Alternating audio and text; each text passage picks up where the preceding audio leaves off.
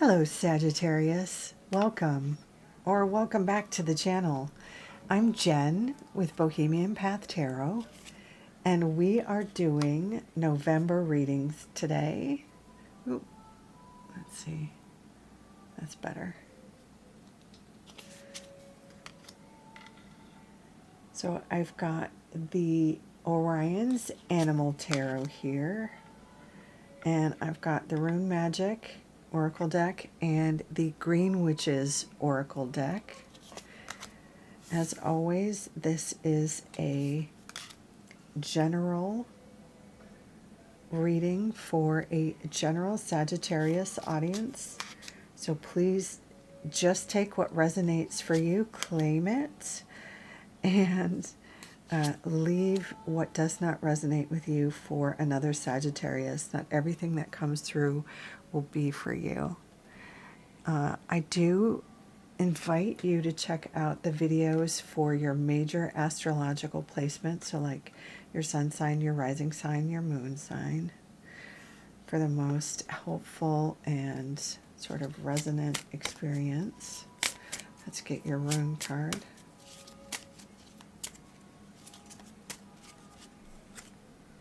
Jera, nice, very appropriate for this season, at least in North America.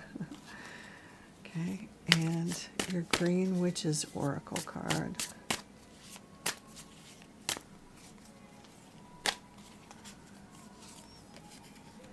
Trunk, nice, I love it.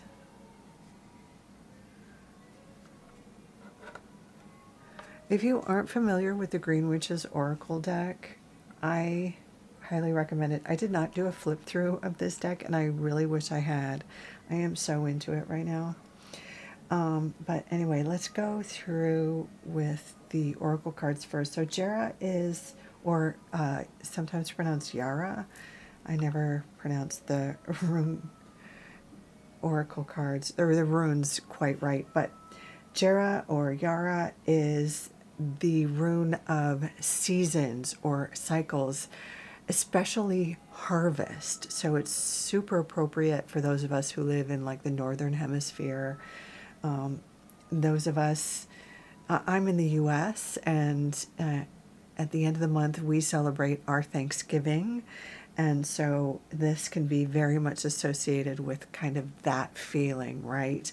The harvest and kind of the celebration of the harvest, feeling that sense of, you know, Thanksgiving completes the harvest season and is the celebration of the harvest coming in and the end where we get to enjoy the fruits of the harvest, as it were, right? Generally speaking, Yara can speak to really any season, or the end of a season, or the end of a cycle, or the cyclical nature of something. So it could be for some of you that there's a sense of a return of something, or a cyclical nature of something. It could be like the return of somebody for it. You know, I'm getting the impression, and this isn't going to be true for everybody, but it might be true for somebody, that an ex comes back, especially since in November we have Mercury retrograde.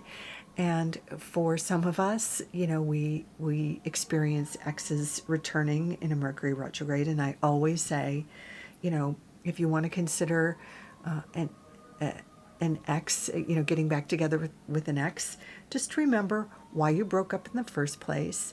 And if that ex has really done work on themselves and is contrite for whatever might have broken you up, whatever the reason was, you know, maybe it's worth considering getting back together. But if there has been no growth, if there has been no change, like, why would you get back into that again? You know, if you've done no work on yourself, you know, that's another thing too. Like, maybe maybe you're the problem, maybe the problem is you. And if you've done no work on yourself, like, is it really worth, you know, doing the same thing again just to have the same experience, that's what it'll be. It'll just be another return of the same thing. So something to consider. Again, that's not going to be true for every Sagittarius.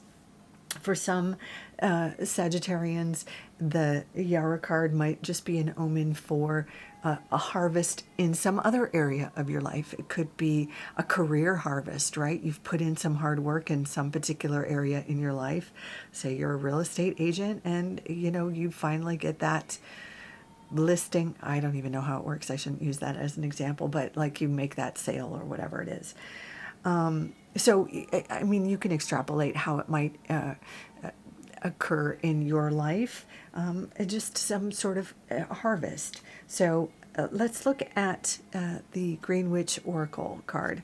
So now this is, in focus please, trunk, which speaks to stability, right? Like the trunk of a tree. The stability, a tree needs its trunk for, that's like what everything grows out of. It's so this card is speaking to reliability or loyalty. So there's some element in this month that is important. Reliability or stability or loyalty. So especially if, for those of you in the example of the ex coming back, let's make sure that the ex is in a stable place or is reliable or loyal. If loyalty was an issue in the past, maybe it's not a great reason to return to that situation. So let's keep a focus on issues of stability and loyalty and what can you rely on. How about that? Okay, moving on to the tarot. Let's see how these themes of harvest and stability are showing up in the tarot. So in this first column here, we have the Devil paired with the Two of Swords. Gosh, this really seems like an ex coming back to me. The Two of Swords is that card of having a decision to make, being kind of torn maybe between two options, this or that. The thing with the Two of Swords is very often either we don't have enough information to make a decision, like there just isn't enough, we just don't have enough data to make a good decision. So unless and or until you have enough data to make a choice, don't feel obliged to make a choice. I wouldn't. Like, for example, with the situation of the ex coming back, if you don't know if they have done work on themselves, I wouldn't be rushing back into that situation. You want to make sure that there has been evolution there, right? And if you don't have data, if you can't see, if you can't tell, if you can't know, then you have no business like getting involved in that mess again. But sometimes the Two of Swords, the issue is that it seems like the decision is only between this or that, when really there could be another option that just hasn't made an appearance yet. It could be that you just don't have enough information to know that there is a third option out there somewhere. And that once you ask more questions or look around a little bit further, get more information, another option appears. Or it could also be that neither of these options are worthy.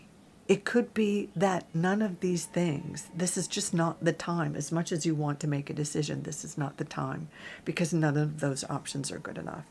So consider that when you are deciding. Now this is paired with the Devil, and obviously the Devil is temptation.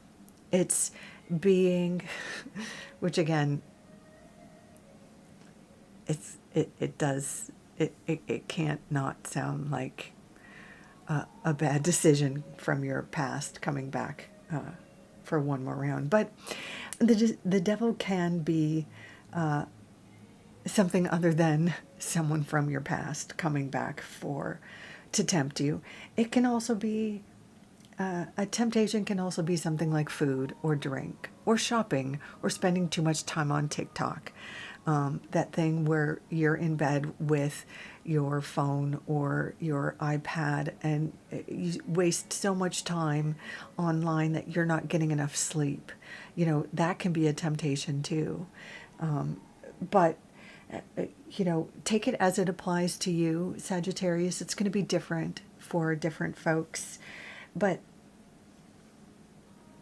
there's something here in this first week of November, it looks like, where you could be pulled to do something that is not great for you, and you could be torn, and this could be the same thing. You could be torn between doing this or that, and this or that, neither this nor that could be great for you, actually. It could be that either this or that are temptations that are not great for you. So I would say consider that there is a third option that is the healthy option, and that what you're torn between in this first week are both unhealthy options. That could be the case. But regardless, you don't need to make a choice that you don't feel good about making. That's what I would say. And it looks like in that first week, unless and until you have enough information for your head and your heart to be in alignment, don't make a choice, is what I would say. If there's any way you can put it on the back burner, that's kind of what the cards are recommending here. Now, in the second week, we have the Four of Cups paired with the Two of Pentacles. And again, it sees you very busy. You could be juggling work and maybe school, or work and a second job, or just a couple of passion projects. And it looks like there is another opportunity that is coming for you that you hadn't expected or anticipated, or maybe it's just something you're afraid you don't have time for, you hadn't anticipated, especially with Mercury going retrograde in November. It could just be, something that you just didn't have time in the calendar for, but it could be something that is really fulfilling. So this could be in the second week where this unexpected opportunity or this other choice comes in, that maybe you hadn't seen or hadn't considered or thought of, but where you kind of have to figure out how you're going to make room in your calendar for this other passion project. And it could be connected with the arts, or it could be connected with your friends, because the Suit of Cups is connected with our relationships. So it could be like our friends, or it could be, again, with the arts, a creative endeavor sort of thing, like a choir or a play or something like that. Now, in the third week, we have the Four of Wands paired with the Seven of Pentacles. The Seven of Pentacles can feel like there's something you're nurturing that you're kind of ready to be done with. This could be a work project. It could be a personal project. But it just feels like there's something you're ready to put out, or ready to launch, or ready to kind of pass on to the next sort of phase, but it is not quite ripe yet. Whether there are delays with, another department in the office, or there are delays with launching, or technical delays or something. It looks like there might be, or there might have been, some issue with the launch here for some time, but eventually there's this feeling that there has to be a launch or a party, or a successful sort of passing it off to the next department or celebration. The Four of Wands for me is always like the launch card, or the opening night, or sort of like the the wedding that I planned for my sister kind of vibe. It more often has to do with a success or an achievement you have made for yourself. But sometimes when you plan like your sister's wedding or your bestie's wedding, it's just as much your own celebration, right? But the Four of Wands card is some kind of party for some kind of achievement. The Seven of Pentacles is that hesitation or delay, or something has not hasn't quite gone fully to plan, or it's been more work, than I had hoped it would be, that kind of vibe to it. So it could be a scramble before the final launch or something like that in the third week, or some part had to be removed so you could launch it before the Thanksgiving holiday for my American viewers, right? Because the final sort of week we have here, the final column, which kind of correlates with like the last week of November, we have the Three of Swords with the Three of Cups, which is so interesting. The Three of Cups is a celebration, a celebratory card, as I remember how to speak English. It's a celebratory card, sort of like the Four of Wands, but it's less tied to a particular achievement and more tied to just our connections, our friends, our family, our chosen family. But this is paired with the Three of Swords, which is often a card of feeling loss or feeling our head and our heart out of alignment. It can specifically be tied to feeling a breakup or feeling a loss like that, a disappointment sort of like that. So the fact that these two cards are kind of paired in the same row, it could be, I hate to say this, but because I also experienced this, I'm going to put it out there. I lost my sister a couple of years ago to cancer, and she was the queen bee in our family. And so every Thanksgiving, obviously I'm an American, every Thanksgiving, it is profoundly obvious her loss. And that's what this pairing really screams to me, is that, getting together with family and loved ones, but also being aware of somebody who's missing. So for anybody out there who will be, for all the Americans out there, or anybody really who is getting together with family in November, getting together for a celebration, it could be a wedding even, or something like that, but is also profoundly aware of a loved one who can't join in the physical way. My heart goes out to you. So it could be something like that. But just being aware of a loss while also being aware of all your connections is kind of what is happening in this row right here. So all in all, Sagittarius, I would say it's kind of a powerful month in that there's really an awareness of a need to connect. It's a vibrant reading. I think you're going to be in your feels in a couple of places here. And I think the challenge this month is finding that balance between the head and the heart, honoring them both at the same time, because it looks like there's a couple of places where, specifically here and here, where maybe the head is giving one message and the heart is giving another message. So that's going to be the challenge to your November, Sagittarius. But I believe in you. Sagittarius, I hope this has been helpful. If so, I invite you to leave a comment, like, share, subscribe. In any case, thank you so much for joining me. Please take good care. Until next time. Bye for now.